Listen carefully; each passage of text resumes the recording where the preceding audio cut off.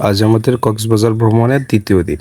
যেহেতু আমরা ট্রেনিং পারপাসে গিয়েছি, নরমালি আমরা দুপুর পর্যন্ত ট্রেনিং করতে হয়েছে আমাদের। দুপুরের পরে ট্রেনিং যখন শেষ হয়, তারপরে আমরা বের হতাম। তো আজকে আমাদের প্ল্যান ছিল আমরা মহেশখালীতে যাবো।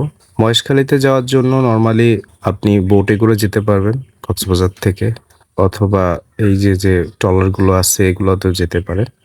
ঘাটে আপনাকে ৳২০ দিতে হবে টিকিট কেটে ভিতরে ঢোকার জন্য। আর ৳৩০ হচ্ছে এখানকার ভাড়া।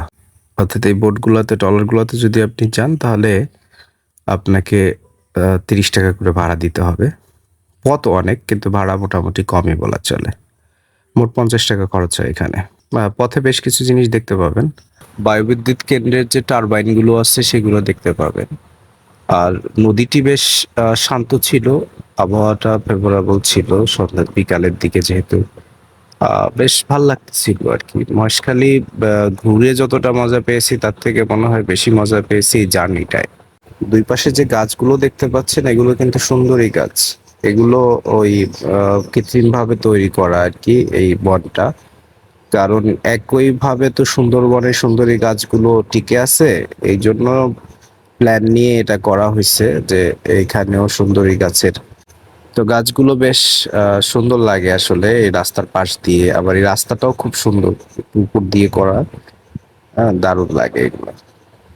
তারপরে আপনি যখন নামবেন, নামার পরে আপনাকে একটু বাকযুদ্ধ করতে হবে। সেটা হলো এখানে যে অটোগুলো আছে এরা প্রচুর ভাড়া চায়। আমাদের কাছে যেমন ৳২,০০০ থেকে শুরু করছিল। পেলাম যে এই করলো যে আমরা ১,০০০ ৬ জন যাওয়া যায়।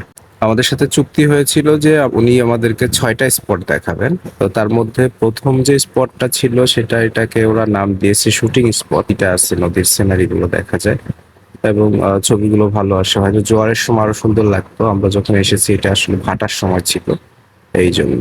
এরপরে আমাদের যে স্পটটা ছিল সেটা হলো আদিনাথ মন্দির এবং আদিনাথের যে পাহাড়টা, এইটা আমাদেরকে দেখানো হবে। আদিনাথ মন্দিরে ওঠার সিঁড়িটা সুন্দর।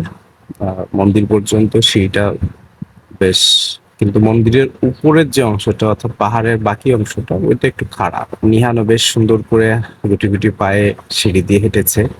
হ্যাঁ, এই ভিতরে হলো আদিনাথ মন্দির। আমি আর ভিতরে গিয়েছি কিন্তু ভিডিও করিনি। আর এরপরের যে অংশটা এটা হলো আদিনাথের যে পাহাড়টা, পাহাড়ের উপর থেকে সুন্দর দৃশ্য দেখা যায়। পাশে একটা মন্দির আছে, উপরেও মন্দির আছে ২টি, এবং দৃশ্যটা সুন্দর লাগে কারণ আশেপাশে সব পাহাড় তো। আর যেহেতু রোদ ঝলমলে ছিল, ওয়েদার ছিল, সমস্যা হয়নি আমাদের। যদি বৃষ্টি নামতো তাহলে হয়তো একটু সমস্যা হতো। নিহান ভয়ানক খুশি ছিল, একদম লাফালাফি করতেছে। যদিও ভয় লাগছিল যে এই পাহাড়টা তো ঢালু পাহাড়, আসলে কোনোভাবেই হয়। কাছেই ছিলাম। তো এই পাহাড়টা অনেক আগের, এটা প্রায় ২০০ বছর আগের নাকি এই পাহাড়ের বা এই মহেশখালী দ্বীপটা সৃষ্টি হয়েছে প্রায় ২০০ বছর আগে।